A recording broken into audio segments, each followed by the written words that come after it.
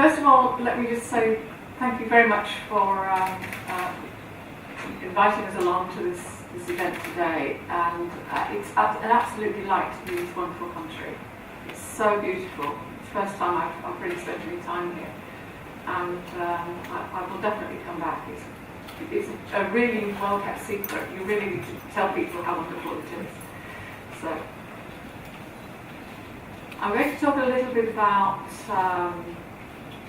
integrity in education and research. I'm going to focus very much on institutional strategies, but I'm also going to talk about what governments and national organisations might do to help, and also a little bit about what individuals within institutions might do to help to implement the strategy. And certainly this will complement very much the implementation of kind of ethical codes and so on within institutions. I'm going to draw on some of the data that we've collected in early research. I thought I'd make it very specific to schooling, so I hope you'll be quite interested in some of the data. Where this data came from and what it means. So I'm going to start with the first quote is from Transparency International's executive summary on their corruption in education. So I think this is a really quite powerful quote. Corruption in education is particularly harmful in that it normalises and breeds the social acceptance of corruption at the early stage. Now, I'm not saying that student cheating and unethical behaviour is necessarily corruption, but believe me, we have come across conduct in the course of the research, evidence of this kind of conduct that you would classify as corruption. So I think that's a very, very powerful quote.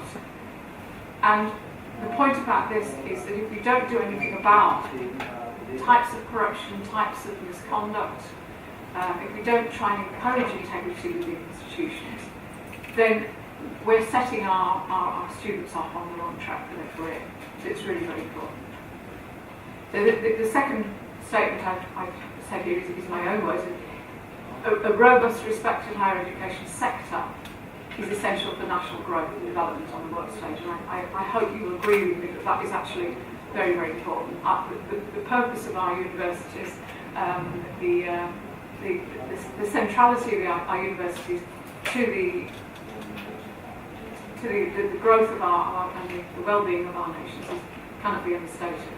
So we need to make sure we have a good higher education sector and a respected one as well.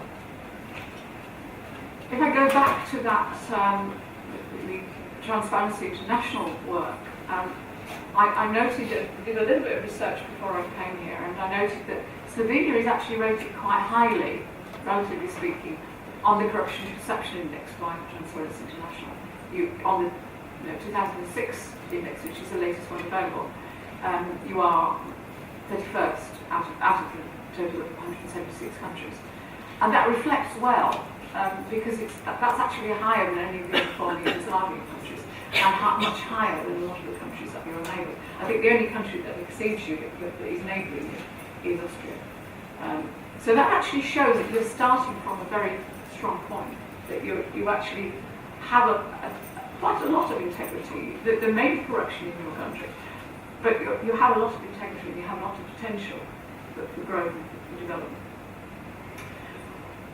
One of the things that came out of our research, and I'll show a little bit about where this came from, and certainly some of the evidence that's already been presented this morning, suggests that you're perhaps not starting early enough with the students. That really the kinds of tools that you have, and the work that you're doing in preventing and detecting and encouraging students not to cheat seems to be focused very much on the dissertation at the end of the study, rather than the work right throughout the study. And I would suggest that students need to be prepared much earlier for that, and even going back into secondary level as well. So perhaps it's the kind of level at which the activities are taking place that needs some attention. In Slovenia in particular, but Slovenia isn't the only country that suffers from that problem. So this is this chart shows 33 countries. So this is the data that we collected from, or it's a compilation of the data that we collected from the two research projects that Thomas talked about earlier on. From the IFI project that finished in 2013, looked at the then 27 European Union countries. It didn't include Croatia in that survey, as it only just joined at the end of the project. And then the CBA project, which was Council of Europe funded, that we did in the last year, looked at 6 more countries, and those were the southeastern European countries, the former Yugoslavian countries. So of those countries, I can just show you, Slovenia is here. So it's actually 11th in this table. When we added the 6 countries, 6 new countries, it still stayed 11 because the rating for those other countries was lower. So that again has quite a positive message for you, that you have attributes that are quite good regarding education. Let me explain a little bit about what this chart is about. This is called the Academic Integrity and Maturity Model, and it was used to take the data from the survey that we conducted to provide a comparison between the different countries. And we used data from students, from academic teachers, from the management within higher education institutions, and also from some interviews at national level. So we used a comprehensive range of data, and it was based on over 5,000 responses, which isn't a huge number, and some of the data is quite limited because of the number of responses we got. But nevertheless, we were able to provide some kind of rating for every country based on the data. Now this is the profile for Slovenia, and the categories that we rated the different countries on, there were 9 of them. So we were looking at transparency, we were looking at the quality of policies, we were looking at whether there were consistent sanctions, where if a student was penalised for misconduct, whether the penalties were consistent across the institution. We were looking at use of software, intelligent use of software, not just whether there was software there, but how it was being used. We were looking at prevention measures, so ways that actually try to encourage students not to cheat, rather than ways of actually catching students and penalising them.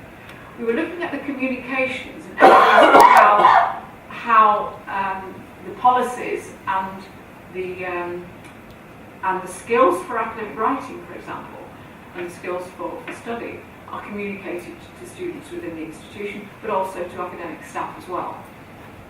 And we were looking at knowledge, so we were looking at evidence that people understood what the issues were.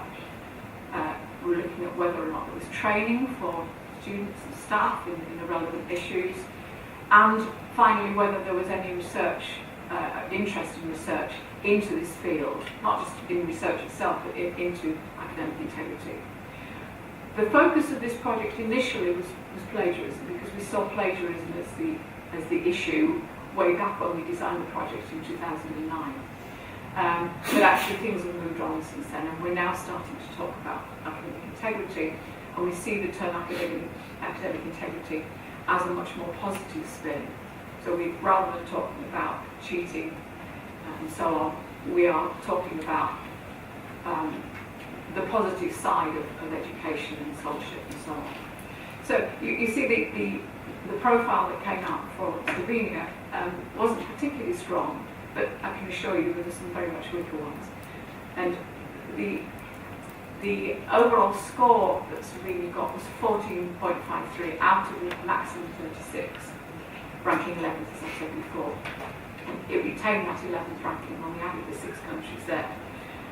But we only had responses from 38 students, which is not very much at all, and 2 academics and 2 interviews. So it was a very small amount of data that was based on. And I think if we ran that survey again, I think Slovenia would come out a lot better, because I think we've actually improved and moved forward within the intervening years since we did that survey. So I strongly suggest that would be better for you, but it provides us a basis and a starting point. So what we recommended for Slovenia at that point, when we wrote the report at the end in 2013, my colleague Angelika is here, and she actually authored the report. So I've quoted some of her words here. One of the strengths that we saw, and the opportunities that we saw, was this institutional system, which was in its infancy at the time that we did the survey. But we saw the potential for that. And I would strongly recommend that the software that you have is used more widely in education, not used just for final theses. I know it will require a significant investment to do that, but I strongly recommend that the earlier you start with students in encouraging them to, in detecting when that they're getting it wrong and putting them on the right track, not necessarily just penalising them, but educating them, the more likely they are to get to that state of scholarship by the time they do their final thesis. The weaknesses that we saw were low transparency, so there was lack of kind of sharing of information, lack of knowledge across the institutions, lack of oversight for assessment practices. We found that some institutions within Slovenia wouldn't take part in the survey explicitly because they didn't have any policies. So I hope that there are now some policies in place and that those policies are beginning to strengthen. But there was clear evidence that there was lack of policies. This has been in 2013. That's right. Yes, now it's better. Absolutely. So this is based on our data. I'm aware of that, and I'm making allowances for this.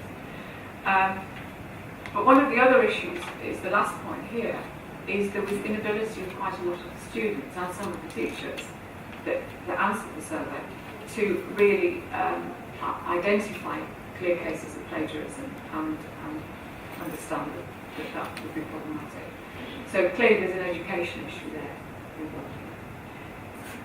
So let's just sort of kind of move ahead. I haven't got very long, so I need to move quite fast.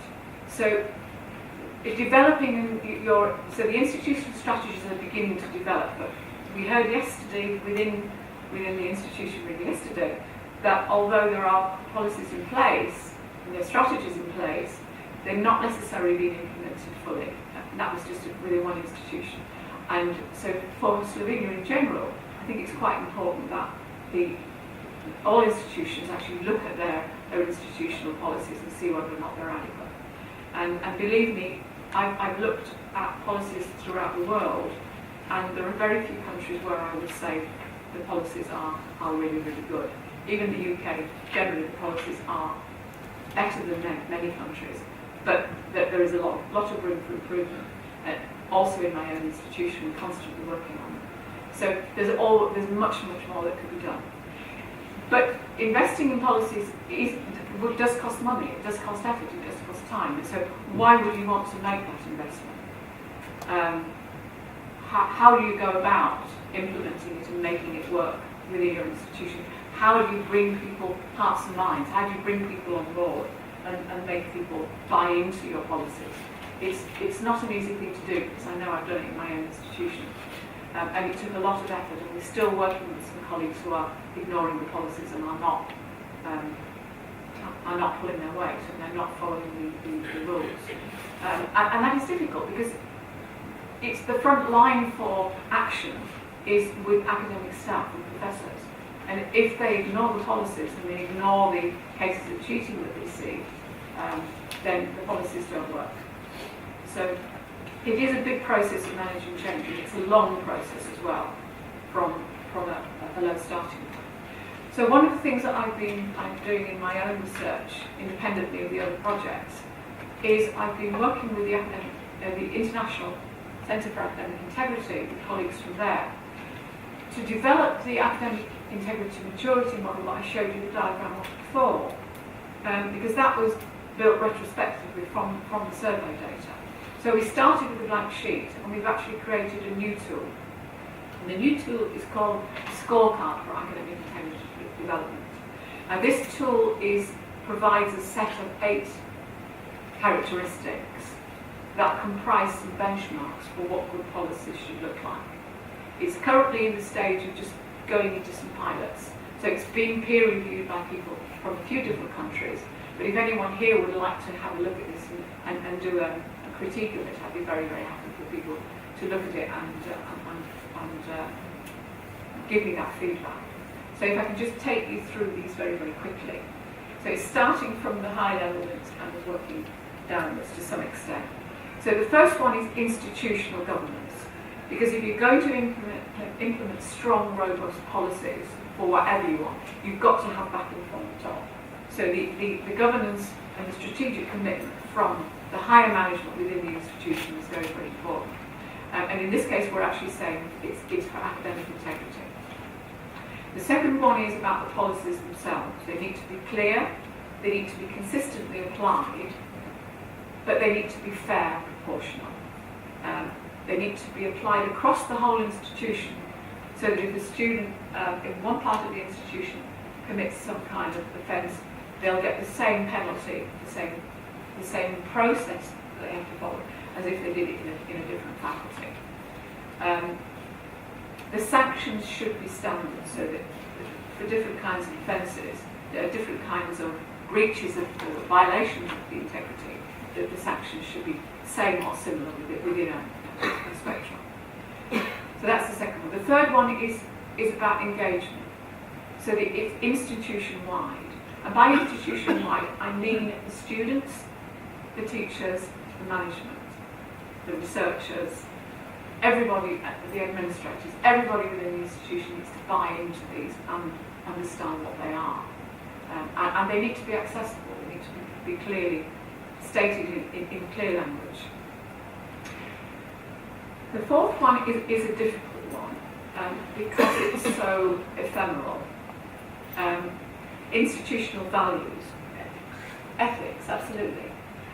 But it can be done in things like mission statements, where the institution states a clear commitment to ethical values, to integrity and so on. So there are ways that can be done, but it needs to come from the top. The fifth one I think is really very, very important, and it tends to be forgotten, and it wasn't part of the aim. We didn't think about this one when we were looking at the original one. Bring your students with you. The honest students are as keen as you are about getting rid of student cheating. It's in their interest to make sure that their qualifications are valuable and are valued and are representative of student learning. So bring the student body with you. Allow the students to have some leadership in the roles, to do with policies, to do with the way they're implemented, to do with the way students are taught about these issues. Number 6 is very, very important in any kind of integrity, transparency. So things have to be clear, things have to be put in wording but also accessible to everybody that needs to know about them. 7 is about evaluation. So once you've developed your policies, they're not going to stay the same, they're going to change all the time. It's costly, it's expensive in terms of time and effort. But once you start to implement policies, you will realise there are things missing, there are things that don't work, so you will constantly have to move on. And the 8th one is about, if you like, research development and outward looking. So 7 is inward looking, 8 is outward looking. It's about looking at what's going on in the rest of the world, engaging with organisations like ENAI, for example, is a good way of satisfying 8. So I've got a lot more information on that which I haven't got time to share with you now, but that just gives you a flavour of the kind of thing we're doing. And there is a tool which assesses an institution against these values and against these characteristics. This is the thing that's in piloting at the moment. So how am I going for time? 5 minutes, okay.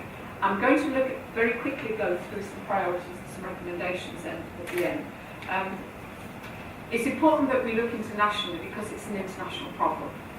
This is not about St. It's about the whole world. So cheating is a global phenomenon, particularly when you look at things like contract cheating. These things are international.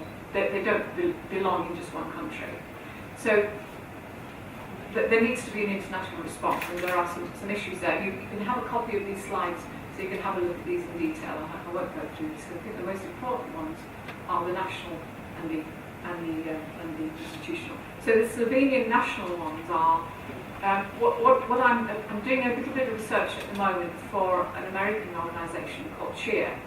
I'm going to be looking at quality assurance agencies and accreditation agencies in different countries throughout the world.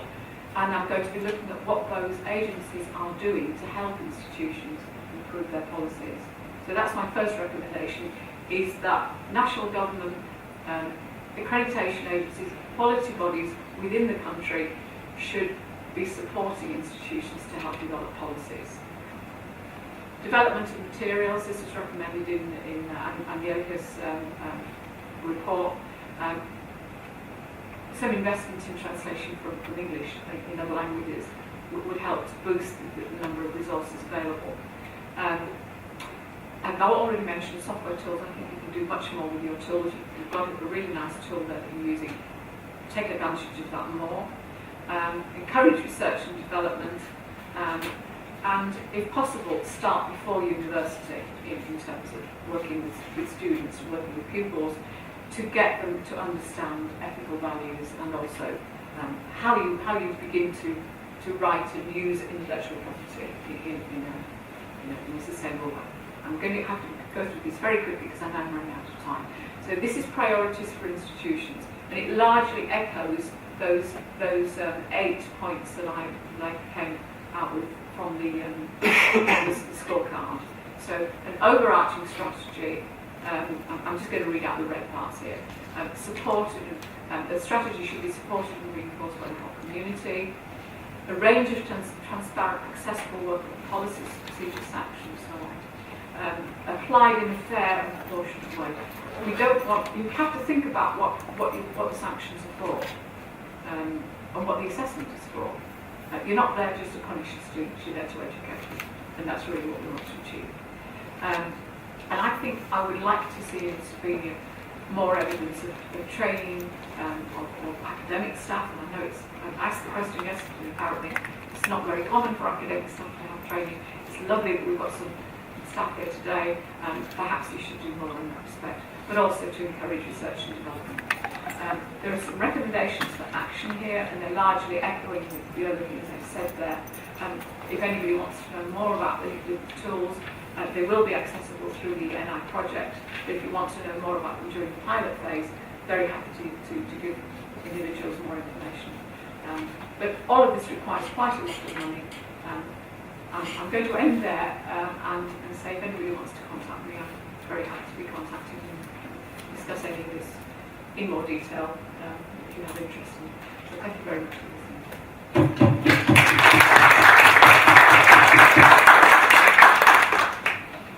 Thank you very much for a very interesting presentation. It was very good, let's say, ideas for follow-up, maybe some issues and some dilemmas. So if there are any questions, I'm sure that there are some questions. Yeah, please, what's up? Thank you very much for the interesting presentation. The graph that you have showed about the 33 countries, Yes. I was surprised that Germany and France have the positions quite in the back. It's something like 25th and 29th. So were we.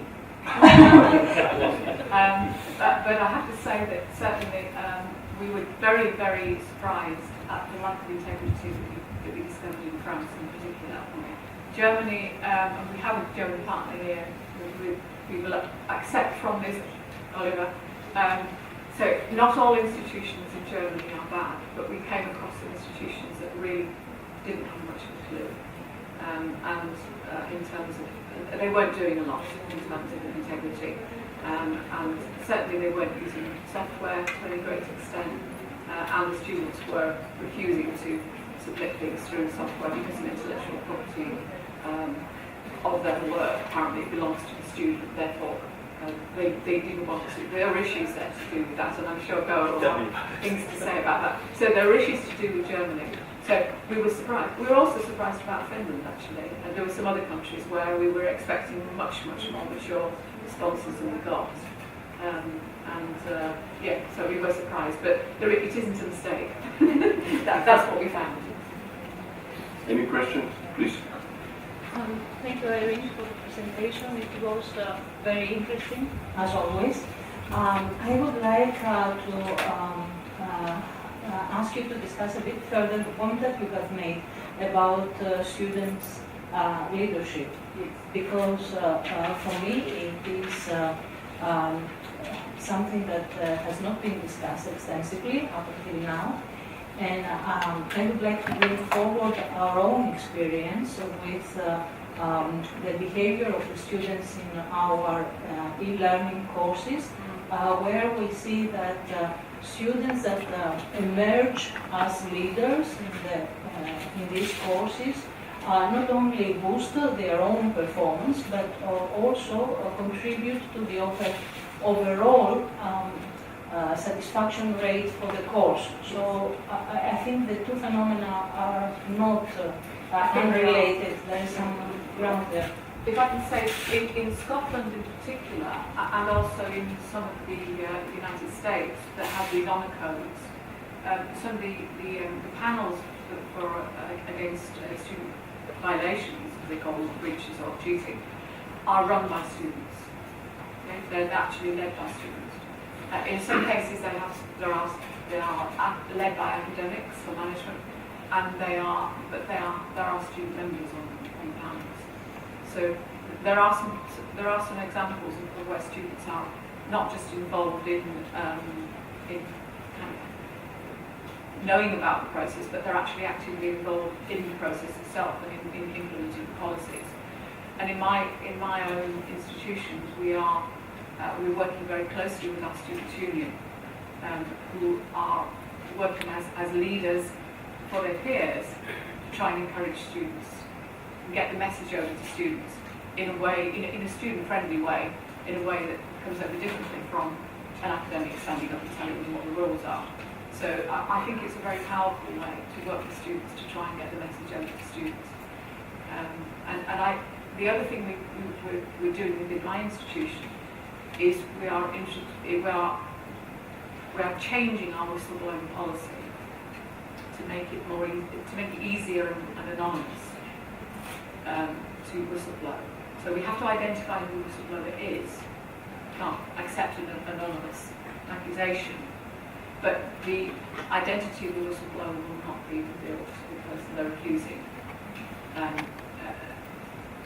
So we're just doing that now because we get a lot of students say, I know this is going on, how do I report it? But it's my friend and therefore I don't want them to know I'm the person that's right. So that's one way that we're doing. So there are a variety of different ways. The other thing that we're doing, and I think I have a slide here which I can show you. I'll just show you at the end. No, I didn't. It's not on there. We're running. I'm with the International Centre for Academic Integrity.